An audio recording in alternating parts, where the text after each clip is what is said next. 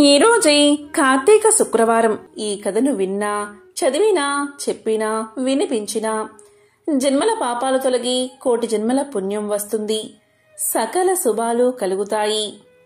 మరి ఆ కథ ఏంటో ఇప్పుడు ఈ వీడియోలో తెలుసుకుందాం. అదే శ్రీ శుక్రవార లక్ష్మీ కథ. పూర్వకాలంలో సుమేధుడు అనే బ్రాహ్మణుడికి 7 కొడుకులు ఉండేవారు.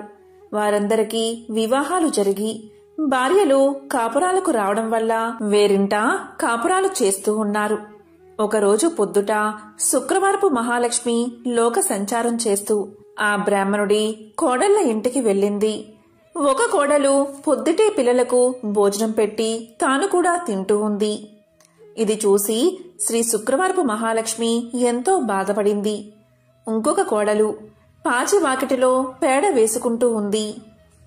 మరొక కోడలు పాత గుడ్డలను పెడుతూ ఉన్నది. మరొక కోడలు పాచి వాకిటిలో వడ్లు దంపుతూ ఉన్నది.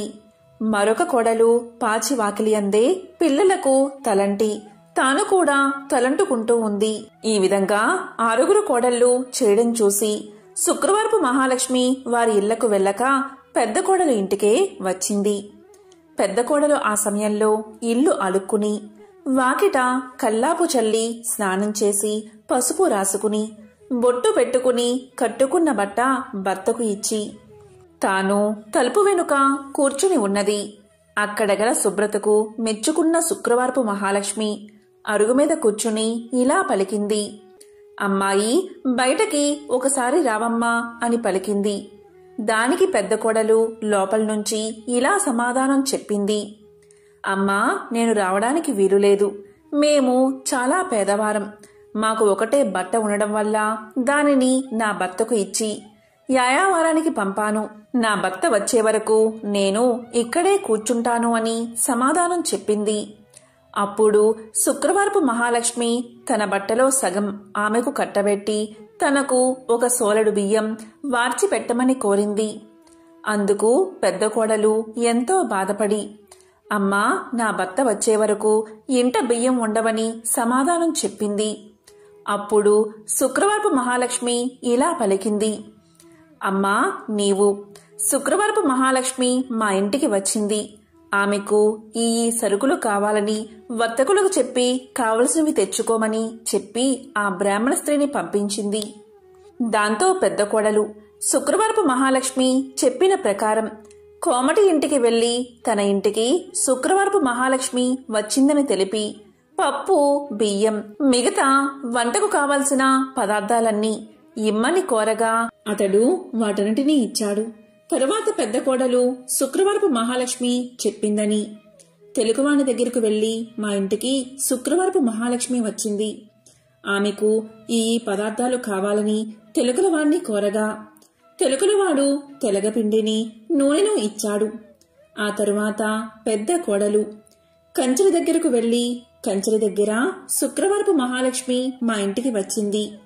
ఆమెకు ఈ పదార్థాలు కావాలని కోరగా కంచెరి ఇంటి దగ్గర పాత్ర సామాగ్రిని ఇచ్చాడు. తరువాత పెద్ద కోడలు సాలివాని దగ్గరకు వెళ్లి మా ఇంటికి శుక్రవారపు మహాలక్ష్మి వచ్చింది. ఆమెకు ఈ పదార్థాలు కావాలని కోరగా సాలివాడు మంచి మంచి బట్టలను పెద్ద కోడలకు అందజేశాడు. దాంతో పెద్ద కోడలు ఇంటికి వెళ్లి 4 పిండి వంటలతో అవకాయ పచ్చలతో శుక్రవారపు మహాలక్ష్మికి వడ్డించింది. అంతలో ఆమె భర్త ఎడమూట పెడమూటలతో సంతోషంగా ఇంటికి వచ్చాడు. ఆ రోజు అతనికి సంతృప్తికరంగా యాయావారం దొరికింది. అతనికి పెద్ద కోడలు భోజనం వడ్డించగా దాన్ని భోంచేసి ఇవి ఎక్కడి నుంచి వచ్చాయి అని అడిగాడు. ఆమె తమ గృహానికి శుక్రవారపు మహాలక్ష్మి వచ్చిందని తెలియజేసింది. అంతలో శుక్రవారపు మహాలక్ష్మి తానింక వెళ్తాను అని చెప్పగా పెద్ద కోడలు, అమ్మా, ఈ రోజు రాత్రి భోజనం చేసి వెళ్దూగాని అని కోరింది. దానికి శుక్రవారపు మహాలక్ష్మి అంగీకరించి రాత్రి భోజనమైన తర్వాత నేను వెళ్తాను అని చెప్పగా అప్పుడా బ్రాహ్మణ స్త్రీ, అమ్మా, ఇంత చీకట్లో ఎక్కడికి వెళ్తావు? రేపటి ఉదయమే వెళ్దూగానిలే అని పలకగాని దానికి శుక్రవారపు మహాలక్ష్మి సమ్మతించి నిద్రపోయి కొంత రాత్రికి లేచి తనకు కడుపు నొప్పుగా ఉన్నదని తెలియచేసింది. బయటికి వెళ్లి వస్తానని చెప్పగా అందుక బ్రాహ్మణ స్త్రీ చీకటిలో వీధిలోకి వెళ్లవద్దు అని ఓ మూలన కూర్చోమని చెప్పింది. మహాలక్ష్మి అదేవిధంగా 4 మూలలోనూ కూర్చుని తెల్లవారే వేళకు మాయమైపోయింది. ఆ బ్రాహ్మణ స్త్రీ నిద్ర మేల్కోగానే ఇల్లు బాగు చేయడానికి చీపుణ్ణి చేతబట్టి గది యొక్క 4 మూలలా చూసింది. 4 మూలల్లోనూ 4 బంగారు కుప్పలు ఉండడం చూసి ఆమె ఎంతో ఆనందం చెంది భర్తకు ఆ విషయాన్ని తెలియచేసింది. అప్పుడు భర్త తమ ఇంటికి వచ్చిందని సాక్షాత్తు మహాలక్ష్మీదేవి అని భావించి తమపై ఆమె చూపిన దయను తలుచుకుని ఎంతో సంతోషంతో భార్యతో కలిసి శుక్రవార నోమును నోయించుకుని భాగ్యాలను బడసి భక్తి విడువక సంతోషంగా కాలాన్ని గడిపాడు. ఇదే శ్రీ శుక్రవారపు లక్ష్మీ కథ. ఎవరైతే ఈ కథను భక్తి శ్రద్ధలతో వింటారో లేక చదువుతారో వారికి దరిద్ర బాధలు తొలగి సకల ఐశ్వర్యాలు కలుగుతాయి. ధనం మూలం ఇదం జగత్ అనేది అందరికీ తెలిసిన విషయమే. జీవ సమస్తానికి ధనమే మూలం. ధనం లేకపోతే ఆహారం లభించదు. కాబట్టి అలాంటి ధనానికై ఎల్లరూ శ్రీ ధనలక్ష్మీదేవిని ఆరాధించాలి. ఆమె దయకలవాడే కలవాడు. ఆమె దయలేనివాడు లేనివారిలోని లెక్క. ధనం చాలా విలువైనది. ఇది అందరికీ తెలిసిన విషయమే. కాబట్టి ధన ప్రాప్తికై శ్రీ మహాలక్ష్మీదేవిని ఆరాధించాలి. ధనాది దేవత అయిన ఆ శ్రీ ధనలక్ష్మీదేవిని ఆరాధించి ఆమె అనుగ్రహాన్ని పొందాలి. ఆ అమ్మ దయకు పాత్రులై ధనవంతులైన అసంఖ్యాక భక్తులలో ఒకరిద్దరి విషయాలు ఇప్పుడు తెలుసుకుందాం. అదే సమాధి కథ. పూర్వం సమాధి అనే ఒక వైశ్యుడు ఉండేవాడు. అతడు విపరీతంగా ధనాన్ని సంపాదించాడు. దానితో అతనికి ధన గర్వం వచ్చింది. కొత్తలో అంతా లక్ష్మీ కటాక్షమే అనేవాడు అతను. రాను రాను దేవుడా లేక దెయ్యమా, నా తెలివితేటలతోనూ బోలెడు పెట్టుబడితోనూ వ్యాపారం చేశాను, అందుకే సంపాదించాను, అంతా నా గొప్పతనమే అండం మొదలుపెట్టాడు. హితవు చెప్పేవారిని కసిరేవాడు. తనకు వంత పాడేవారిని చేరదీసేవాడు. అలా అతని చెంత చేరిన భజనపరులందరూ కూడా అతని వద్ద ధనం తీసుకుంటూ ఉండేవారు. అందుకుగాను వారా సమాధితో కలిసి దైవ దూషణలు కూడా చేస్తూ ఉండేవారు. తద్వారా వారి వద్ద డబ్బు నిలిచేది కాదు. సమాధి వారికి ఎంత ఇచ్చినా అదంతా ఏదోలాగా ఖర్చయిపోతూ ఉండేది. పనికిమాలిన వారికి అనవసరపు ఖర్చులకు డబ్బు ఇచ్చి అవసరానికి డబ్బు లేక డాబోసరికి తన పలుకుబడిపై అప్పులు చేసి అవి తీర్చలేక సమాధి దరిద్రుడైపోయాడు. అతడు పెద్దలను ఆశ్రయించాడు. అప్పుడు పెద్దలు ఇలా పలికారు: దైవమున ఏమున్నది, అంతా నీ గొప్పే అన్నావు కదా, నీ గొప్ప నీవే చూసుకో, ఇక్కడ్నుంచి వెళ్ళిపో అని తరిమేశారు. మరికొద్ది కాలానికి కొడుకులు తిరగబడ్డారు. అప్పుల వారు అల్లరి చేయడం మొదలుపెట్టారు. గొప్ప దరిద్రం కలిగినది. చివరికి భార్య కూడా ఎదురు తిరిగినది. నీ వంటి దరిద్రుడితో నేనుండలేను అని చెప్పి పుట్టింటికి వెళ్లిపోయింది. రుణదాతలకు కుటుంబ ఘాతకులకు వెరచి ఒకానొక రాత్రివేళ సమాధి అడవుల్లో పట్టిపోయాడు. ఈ సమాధి గురించి బాగా తెలిసిన ఒక మిత్రుడు అతనికి సహాయం చెయ్యాలి అనుకున్నాడు. కాని తక్కిన వ్యాపారులు అడ్డుపడుతూ ఉండడం వల్ల ఒకరోజు ఆ మిత్రుడు ఒక చేతికర్ర దొలిపించి అందులో ఖరీదైన వజ్రాలు వేసి సమాధికి ఇచ్చాడు. అప్పుడా మిత్రుడు సమాధితో ఇలా పలికాడు: సమాధి, నీవు దరిద్రంచే బాధపడుతూ ముసలివాడివలే అయిపోయావు. నేను ప్రత్యక్షంగా ధనమిస్తే ఇతర వ్యాపారులతో నాకు గొడవ వస్తుంది. కాబట్టి నీ చేతికి ఊతంగా ఈ కర్రను తీసుకో అని చెప్పాడు. దానికి సమాధి ఎంతో బాధతో ఆ చేతికర్ర తీసుకుని ఆ చేతికర్రతో సంతకు వెళ్లి ఆ చేతికర్రను సంతలో ఎవరో పొరుగువాడికి చవకగా అమ్మేసి దానితో వంట సరుకులు కొనుగోలు చేశాడు. సమాధి చేసింది విని మిత్రుడు ఎంతో బాధపడ్డాడు. సమాధి యొక్క దరిద్రావస్థను ఎలాగైనా తప్పించాలని ఆ మిత్రుడు మరొకసారి సమాధిని పిలిచి ఇలా పలికాడు: సమాధి ఈ గుమ్మడికాయ తీసుకో అని ఒక గుమ్మడికాయ ఇచ్చాడు. దాని నిండుగా బంగారు కాసులు పోసి ఇచ్చాడు. ఇంటికి వెళ్లి దాన్ని పగలగొడితే ధనం కనిపిస్తుంది కదా అని ఆ మిత్రుడి ఆలోచన. కాని సమాధి ఆ గుమ్మడికాయను వేరొక కూరగాయల వ్యాపారికి అమ్మేసి ఆ చిల్లరతోనే ఇంటికి వెళ్లిపోయాడు. మిత్రుడు సహకరించినా ఆ సహాయం పొందక దరిద్రబాధలు భరించలేక సమాధి ఒకరోజు అడవులకు పోవడానికి నిశ్చయించుకున్నాడు. ఇది తెలిసిన అతని మిత్రుడు మార్గమధ్యలో మోహరేలు గుట్ట పోయించాడు. కాని సమాధి ఆ దారికి రాగానే ధనలక్ష్మి కళ్ళలో పడినది. అతని కళ్ళు నలుపుకుంటూ పోయి మోహరేల గుట్టపై పడి, చీచి, ఎవరో దారిలో రాళ్లగుట్ట పోసారు అని వాటిని అటూ ఇటూ చిమ్మి కళ్ళు నలుపుకుంటూ తన దారినగాను పోయాడు. అంతా మిత్రునకు చూపి, చూసారా, ధనలక్ష్మి యొక్క అనుగ్రహం తప్పితే ఎలా అవుతుందో, మనమెంత మంచి చేసినా వంచింపబడుచూ ఉంటాడు అని చెప్పాడు.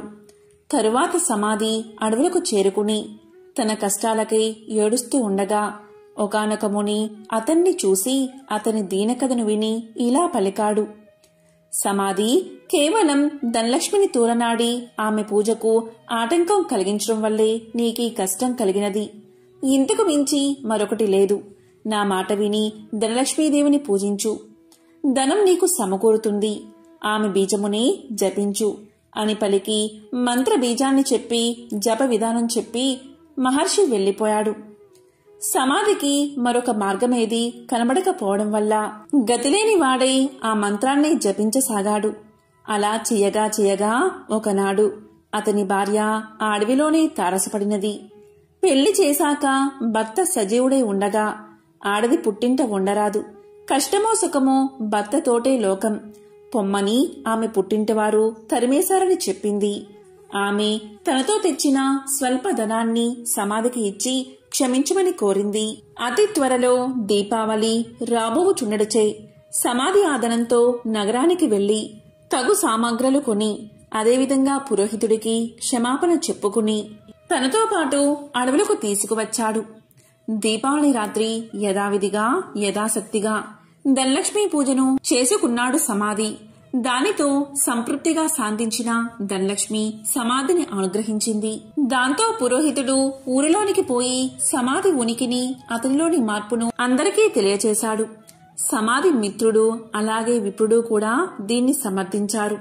అవును, అమ్మవారిని కించపరచడం వల్లే అతనికి ఇటువంటి గతి పట్టింది కాని సమాధి చెడ్డవాడు కాడు అని మరీ చెప్పగా ఇతర వ్యాపారులు కూడా ఆలోచించి సమాధిని తిరిగి ఊరిలోకి పిలిచారు. మిత్రులు ఇచ్చిన పెట్టుబడితో సమాధి మరలా వ్యాపారాన్ని ప్రారంభించి నిత్యము ధనలక్ష్మీదేవిని పూజిస్తూ ఆ తల్లి అనుగ్రహం వల్ల అతని వ్యాపారం అభివృద్ధి చెందడం వల్ల తిరిగి కోటీశ్వరుడుగా మారి సకల సౌభాగ్యాలతో తులతూగుతూ ఉన్నాడు. కాబట్టి ఎవరైతే ప్రతి గురు శుక్రవార రోజుల్లోనూ అష్టమి, నవమి, దశమి, పౌర్ణమి తిథులయందు ఆ అమ్మవారిని పూజించి ఈ కథను వింటే ధనలక్ష్మీదేవి యొక్క అనుగ్రహానికి పాత్రులు అవుతారు. ఈ కథ విన్నా చదివినా సర్వశుభాలు చేకూరతాయి. ఇదే ధనలక్ష్మీదేవి యొక్క కథ. త్రిలోక సంచారి అయిన నారద మునికి ప్రతిదీ తెలుసుకోవాలనే ఆతృత ఉంటుంది. ఇది మనందరికీ తెలిసిన విషయమే. అదేవిధంగా నారదముని ఒకసారి ఆతృతగా లక్ష్మీదేవిని ఇలా అడుగుతాడు. అమ్మా లక్ష్మీదేవి, మీరెప్పుడూ కూడా విష్ణుమూర్తి పాదాలను ఎందుకు నొక్కుతారు అని అడుగుతాడు. దానికి లక్ష్మీదేవి ఇలా సమాధానం చెప్తుంది. మానవుల నుండి భగవంతుడి వరకు గ్రహాలన్నీ తన్ను ప్రభావితం చేస్తాయని లక్ష్మీదేవి సమాధానం చెప్తుంది. ఈ గ్రహాల చెడు ప్రభావం శ్రీహరి పాదాలను నొక్కడం ద్వారా ముగుస్తుంది. కాబట్టి ఆమె తన శ్రీహరి పాదాలను నొక్కుతుంది అని సమాధానం చెప్తుంది. ఒక మహిళ చేతిలో దేవతల సర్వోన్నతుడైన బృహస్పతి నివసిస్తాడు. రాక్షసుల గురువు శుక్రాచార్యుడు మనుషుల పాదాలలో నివాసముంటాడు. భార్య తన భర్త పాదాలను నొక్కినప్పుడు గ్రహాల యొక్క చెడు ప్రభావాలను నివారించడంతో పాటు సంపద కూడా వృద్ధి అవుతుందని లక్ష్మీదేవి విష్ణు పాదాలను నొక్కడానికి కారణమని ఆమె ఎంతో సులువుగా నారదుడికి సమాధానం చెప్తుంది. లక్ష్మీదేవి ఐశ్వర్యానికి దేవత, జ్యేష్ఠాదేవి దారిద్ర్య దేవత. ఒకసారి వీరిద్దరికీ ఒక చిన్న అనుమానం వచ్చింది. ఆ అనుమానం ఏంటి అంటే తమలో ఎవరు చాలా అందంగా ఉన్నారో అని. ఈ విషయమై వీరిద్దరూ వాదించుకుంటూ ఉండగా వారికి ఎదురుగా ఒక వ్యాపారి వస్తూ కనిపించాడు. ఇక వాదించడం ఆపేసి ఆ వ్యాపారిని అడిగి నిజం తెలుసుకోవాలి అనుకున్నారు అక్కా చెల్లెళ్ళు. అలా అనుకున్నదే తడవుగా జ్యేష్ఠాదేవి లక్ష్మీదేవిలు అతడి ముందుకు వెళ్లి నిల్చున్నారు. తామిద్దరం ఎవరమో కూడా అతడికి వివరించి చెప్పారు. ఐశ్వర్య దేవత లక్ష్మీదేవి, దారిద్ర దేవత జ్యేష్ఠాదేవి ఇద్దరూ ప్రత్యక్షమై కనిపించి అలా అడిగేసరికి ఆ వ్యాపారికి నోట మాట రాలేదు. ఇద్దరూ ఒకేసారి కనిపించినందుకు సంతోషించాలో లేక బాధపడాలో కూడా అతనికి అర్థం కాలేదు. విషయమంతా విన్నా ఆ వ్యాపారి భయంతో వణికిపోయాడు. ఇద్దరిలోనూ లక్ష్మీదేవే అందమైనదని అతనికి తెలుసు.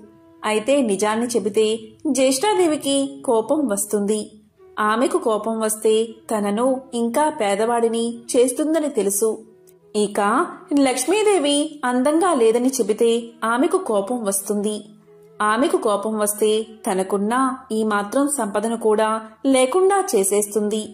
ఏం చేసేది భగవంతుడా అంటూ తలపట్టుకున్నాడు. ఇంతలో ఆ వ్యాపారికి ఒక మెరుపులాంటి ఆలోచన వచ్చింది. ఏదైతే అది అయిందని మనసుకు సర్ది చెప్పుకున్న ఆ వ్యాపారి ఆ దేవతలిద్దరికీ నమస్కారం చేశాడు. వెంటనే ఆ వ్యాపారి ఇలా చెప్పాడు. అమ్మా, ఓ మహాలక్ష్మి, నువ్వు ఇంట్లోకి వస్తున్నప్పుడు నీ అంత అందమైన స్త్రీ భూలోకంలో కాని స్వర్గలోకంలో కాని ఎవరూ ఉండరు అని చెప్పాడు.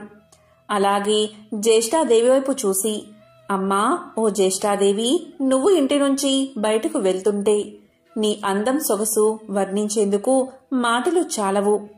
ఆ సమయంలో నీ అందాన్ని ఎవరితోనూ పోల్చలేమో అని సమాధానం చెప్పాడు. ఆ వ్యాపారి ఎవరి మనసులో నొప్పించిన విధంగా చెప్పిన తీరు జ్యేష్ఠాదేవి లక్ష్మీదేవులను సంతృప్తిపరిచింది. అతడు ఇద్దరిని విజేతలుగా నిర్ణయించాడని వారిద్దరూ అర్థం చేసుకున్నారు. దాంతో ఇద్దరూ అతడి నిర్ణయానికి సంతోషపడుతూ అక్కడ్నుంచి మాయమయ్యారు. ఇక్కడ అర్థం చేసుకోవాల్సింది ఏంటి అంటే జ్యేష్ఠాదేవి లక్ష్మీదేవులు ఎవరికి వారు విజేతలమని అనుకుంటూ వెళ్లారే కాని నిజానికి నిజమైన విజేత ఆ వ్యాపారే.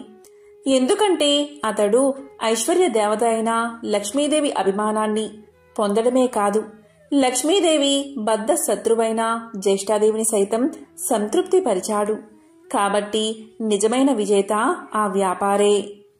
లక్ష్మీదేవి అదృష్టానికి శుభానికి సంకేతం. అయితే జ్యేష్ఠాదేవి దరిద్రానికి సంకేతం. పురాణాల ప్రకారం లక్ష్మీదేవి జ్యేష్ఠాదేవులు ఎవరు ఎక్కడ ఉండాలి అనే విషయం గురించి చర్చలు మొదలవుతాయి. ఈ క్రమంలోనే లక్ష్మీదేవి వెళ్లి సముద్ర గర్భంలో దాక్కుంటుంది. సముద్ర గర్భం నుంచి తను బయటికి రావాలని జ్యేష్ఠాదేవి కోరడంతో తాను బయటకు వచ్చి ఏ ప్రదేశంలో కొలువై ఉండాలో తెలియచేస్తుంది. ఈ విధంగా సముద్ర గర్భం నుంచి బయటకు వచ్చిన లక్ష్మీదేవి తాను పసుపు కుంకుమల్లో కొలువై ఉంటానని చెప్తుంది. అందుకే ఏదైనా శుభకార్యాలలో పసుపు కుంకుమలకు అంత ప్రాధాన్యత ఇస్తాము. పెళ్లి పత్రికలకు కూడా పసుపు కుంకుమ రాయడం వల్ల సాక్షాత్తు లక్ష్మీదేవిని ఆహ్వానించినట్లు. ఇలా పసుపు కుంకుమ రాయడం వల్ల ఆ పెళ్లిలో ఎలాంటి ఆటంకాలు లేకుండా లక్ష్మీదేవి కృప నూతన వధూవరులపై ఉంటుందని భావిస్తారు. అందుకే వివాహ ఆహ్వాన పత్రికలకు పసుపు కుంకుమలు రాస్తారని పురాణాలు చెబుతున్నాయి. మనం లక్ష్మీదేవి చిత్రపటాన్ని చూసినప్పుడు ఆమెకు గుడ్లగూప వాహనంగా ఉండడాన్ని చూస్తూ ఉంటాం. లక్ష్మీదేవికి గుడ్లగూప ఎలా వాహనమైనది అనే ప్రశ్న మనల్ని పట్టి పీడిస్తుంది. దానికి సమాధానం ఇప్పుడు తెలుసుకుందాం. ఒకప్పుడు కౌశికుడు అని ఒక గొప్ప విష్ణు భక్తుడు ఉండేవాడు. అతడు గొప్ప సంగీత విద్వాంసుడు. సుమధురమైన తన గాన మాధుర్యంతో మహావిష్ణువుని ప్రసన్నం చేసుకున్నాడు. స్థూల శరీరాన్ని విడిచిన తరువాత విష్ణు లోకాన్ని చేరుకున్నాడు. శ్రీహరి తన ప్రియభక్తుణ్ణి స్వాగతించి అతని గౌరవార్థం అంతరంగిక సంగీత సభ ఒకటి ఏర్పాటు చేశాడు. ఆ సభలో దేవర్షి నారదుడికి ప్రవేశం లభించలేదు. తుంబురుడికి సకల మర్యాదలతో స్వాగతం చెప్పారు. తనకు ప్రవేశం లేకపోవడం అటుంచి తన ప్రత్యర్థి అయిన తుంబురుడికి స్వాగత సత్కార్యాలు లభించడం చూసిన నారదుడు ఎంతో మండిపడ్డాడు. అయినా తమాయించుకుని లక్ష్మీదేవి మందిరంలోంచి లోనికి పోవడానికి ప్రయత్నం చేశాడు. అక్కడ కూడా లక్ష్మీదేవి యొక్క చెలికత్తెలు నారదుడికి అడ్డుపడ్డారు. దానితో ఎంతో కోపగించిన నారదుడు మహాలక్ష్మిని శపించాడు. అది తెలిసిన వెంటనే లక్ష్మీనారాయణులు నారదుని ముందు ప్రత్యక్షం అయ్యారు. తమను మన్నించమని వేడుకున్నారు. అప్పటికి నారదుడి కోపం శాంతించింది. తన తొందరపాటుకు పశ్చాత్తాపం మొదలైనది. శరీరమంతా చెమటలు పట్టాయి. కీలరిగి వాత పెట్టడం బాగా తెలిసిన నారాయణుడు చేసిన దానికి సిగ్గుపడుతున్న నారదుణ్ణి చూసి ఇలా పలికాడు. నారదా, నీ కోపం కారణం నాకు తెలుసు. నిజానికి భక్తి జ్ఞానములయందు శీలవత్తములయందు తుంబురుడు నీకన్నా కపటి కాడు, గర్విష్ఠుడు కాడు. కపట భక్తిని ప్రదర్శించేవారు ఎన్ని తీర్థాలు సేవించినప్పటికీ వ్యర్థం. భక్తి శ్రద్ధలతో నన్ను కొలిచేవారికి అవశ్యం వశుడనే. సంగీతం చేత నన్ను చేరవచ్చునని చాటి చెప్పడానికే కౌశిక తుంబురులను నేను సత్కరించాను. నీ శాపానికి ఏమీ బాధపడకు, లోకహితమే జరుగుతుంది, చింతించవద్దు అని చెప్పాడు నారాయణుడు. నారదునికి అప్పటికి జ్ఞానోదయమైనది. ఓ దేవదేవా, నా తప్పులను క్షమించు. అవివేకి వలె ప్రవర్తించాను, నన్ను కాపాడు. తుంబురా, కౌశికుల వలె సంగీతంలో మేటినైతే ఇంతటి విపరీతం జరిగి ఉండేది కాదు కదా అంటూ కట్టెలు తెంచుకుని ప్రవహిస్తున్న కన్నీటి వరద మధ్య నారదుడు నారాయణుడి పాదాల మీద పడ్డాడు. భక్తుని పశ్చాత్తాపం భగవంతుడి హృదయాన్ని కరిగించింది. తన దివ్య హస్తాలతో నారదుణ్ణి పైకి లేపాడు నారాయణుడు. ధైర్యాన్ని చెప్పాడు. సంగీతం నేర్చుకోవాలన్న కుతూహలం నిజంగా ఉంటే తాను చెప్పినట్లు చెయ్యమన్నాడు. ఉత్తరాన మానస సరోవరానికి అవతల ఒక పర్వత శిఖరముంది. దానిమీద ఒక దివాంతం ఉంది. ఆ ఉలూకాపతికి శుశ్రూష చేసి సంగీతంలో మేటివి కమ్మని దీవించాడు నారాయణుడు. దీంతో నారదుడు శ్రీమన్నారాయణుడికి కృతజ్ఞతలు ప్రకటిస్తూ చేతులు జోడించిన నారదుడు సెలవు పుచ్చుకున్నాడు. వెంటనే మనోవేగంతో మానస సరోవరం చేరుకున్నాడు. కమ్మని సంగీతం అస్పష్టంగా వినిపిస్తుంది. తెరలు తెరలుగా వస్తున్న ఆ గాన మాధుర్యాన్ని పట్టుకుని ఆవలగిరి శిఖరం చేరాడు నారదుడు. గంధర్వ, కిన్నెర, కింపురుష, అప్సరసాదులెందరో అక్కడ సంగీతాభ్యాసం చేస్తున్నారు. వారి మధ్య గురు పీఠం మీద దివ్యకాంతులతో ప్రకాశిస్తున్న గానబంధు నారదుణ్ణి చూడగానే వినయంతో ఆసనం దిగి ఎదురు వెళ్లాడు. ఆనందంగా ఆసనం చూపి కుశల ప్రశ్నలు వేశాడు. ఎందుకు వచ్చాడో కారణం చెప్పమని ప్రార్థించాడు. నారదుడు గానబంధు వినయానికి, సంగీత పాఠవానికి ఆశ్చర్యపోయాడు. తనకు తెలియని ఈ సంగీతవేత్త ఎవరని ఆలోచనలో పడ్డాడు. అతడు ఎవరైతేనేం, తనకు కావలసినది సంగీత విద్య. ఉలూకాపతికి నమస్కారం చేసి జపతపాదులకు సాధ్యం కాని శ్రీహరిని తుంబుర కౌశికులు గాన మాధుర్యంతో వశం చేసుకున్నారని, తనకు అలాంటి దివ్యగాన విద్యను ప్రసాదించమని వేడుకున్నాడు. గానబంధు అంటే ఉలూకాపతి. నారదుడి ఆంతర్యం గ్రహించి ముందు తానెవరో వివరించసాగాడు. ఓ నారద మహర్షి, నేను చెప్పేది శ్రద్ధగా వినండి. పూర్వం భువనేశుడు అనే రాజు ఉండేవాడు. అతడు చాలా జాలిగుండె కలవాడు, ధర్మవర్తనుడు. సంప్రదాయానుసారం ధర్మకార్యాలన్నీ క్రమం తప్పకుండా నిర్వహించేవాడు. అటువంటి ఉత్తమ పాలకుడు సంగీతాన్ని మాత్రం నిషేధించాడు. ఎవరైనా గానాలాపన చేస్తే మరణశిక్ష విధించమని మంత్రులకు తెలియచేశాడు. భగవంతుణ్ణి కూడా భక్తి గీతాలతో స్తుతించకూడదని చాటింపు వేయించాడు. ఒకరోజు హరిమిత్రుడు అనే భక్తుడు రాజు ఆజ్ఞను మర్చిపోయి భగవంతుణ్ణి కీర్తిస్తూ గానం చేశాడు. ఆ గాన మాధుర్యంలో మునిగిపోయిన ప్రజలు కూడా పాడకూడదు అన్న విషయాన్ని మర్చిపోయారు. వెంటనే రాజభటులు వచ్చారు. హరిమిత్రుణ్ణి రాజు ముందు నిలబెట్టారు. రాజు ఆలోచించాడు. పాడినవాడు బ్రాహ్మణుడు. బ్రహ్మహత్య మహాపాపం. మరణశిక్షతో సమానమైనది రాజ్య బహిష్కరణ. ఇలా ఆలోచించి హరిమిత్రుడి సంపదనంతా స్వాధీనం చేసుకుని రాజ్యం నుంచి వెళ్లగొట్టాడు రాజు. కాలచక్రం తిరగడం మానదు కదా. కొంతకాలానికి రాజు మరణించాడు. పుట్టిన ప్రతి ప్రాణి గిట్టక తప్పదు. అలాగే గిట్టిన ప్రాణి కూడా పుట్టక తప్పదు. నరుడిగా మరణించిన రాజు గుడ్లగోపగా జన్మించాడు. దివాంద జన్మ కాబట్టి రాత్రులందే ఆహారం సంపాదించుకోవాలి. తిండి ఒక సమస్యగా తయారైనది. పురాకృత దోష ఫలితం కాబోలు. ఒకసారి 4 రోజులైనా ఆహారం దొరకలేదు. ఆకలి దుర్లభమైపోయినది. చివరికి మరణాన్ని ఆహ్వానించాడు. అతడు పూర్వజన్మలో చేసుకున్న సుకృతం వల్ల మరణదేవత యమధర్మరాజు వచ్చి ఎదురుగా నిలబడ్డాడు. ప్రాణం తీయకుండా ఎదురుగా నిలబడ్డ యముణ్ణి చూసి, ధర్మరాజా, ఎందుకు ఈ విధంగా నన్ను బాధపెడుతున్నావు? నేను గత జన్మలో రాజుగా ప్రజలపై ఎంతవరకు దయాదాక్షిణ్యాలు చూపించాలో అంతవరకు చూపించాను. నీవెందుకు నాపై దయచూపవు అన్నాడు భువనేశుడు. దివాంద స్థితికి యమధర్మరాజు ఎంతో జాలిపడ్డాడు. తాను చేసిన తప్పేమిటో తెలియకుండా ఎవరైనా శిక్ష అనుభవించడం ధర్మం కాదు కదా. తెలిసినప్పుడే కదా పశ్చాత్తాపం కలిగేది. అలా ఆలోచించి అసలు విషయం చెప్పాడు యమధర్మరాజు. దివాందమా, నీవు రాజుగా ఉన్నప్పుడు అనేక సత్కార్యాలు చేసిన మాట నిజమే. కాని పరమాత్ముణ్ణి వేద మంత్రాలతో మాత్రమే స్తుతించాలని శాసించడం నీ మూర్ఖత్వం. పరమ పావనమైన సంగీతంతో హరికీర్తన చేసిన హరిమిత్రుణ్ణి శిక్షించిన పాపం తక్కువైంది కాదు కదా. ఆ పాప ఫలితం కొండంతై నీకు లభించిన పుణ్యఫలానికి మించిపోయింది. అదే నేడు నిన్ను పట్టి పీడిస్తుంది.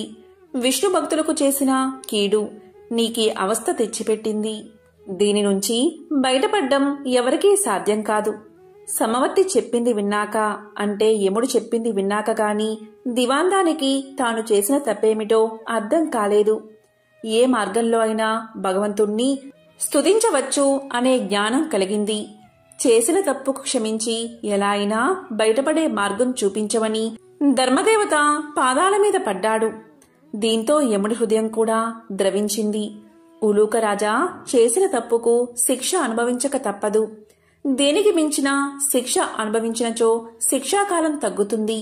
అంగీకరిస్తే ఆ గుహలోనికి రా. అందులో నీ గత జన్మ దేహముంది. అందుండి రోజుకు కొంత మాంసాన్ని చీల్చుకుని భక్షించు. అది పూర్తయిన తర్వాత నీకు శుభం కలుగుతుంది అని దీవించి వెళ్లిపోయాడు.